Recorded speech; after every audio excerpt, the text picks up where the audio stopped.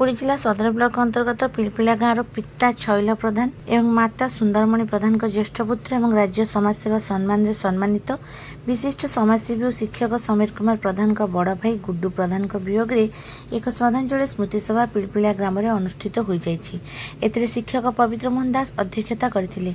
शिव प्रधान जहाँ समस्ते गुड्डू प्रधान भाव समग्र अंचल जानी से थिले एकाधारे जड़े अत्यंत स्नेही भद्र नम्र परोपकारी और शांत स्वभाव मनीष।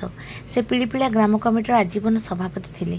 से थिले से अंचलर 10 खंड मौजार चाषी मानकर निर्विवादीय नेता और सभापति।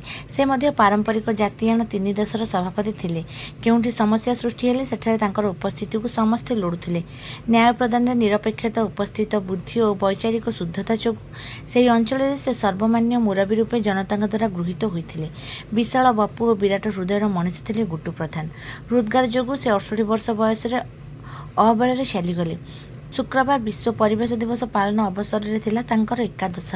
ये एकादश स्मृति सभा बहु विशिष्ट व्यक्ति जोगदे श्रद्धांजलि अर्पण करथिले।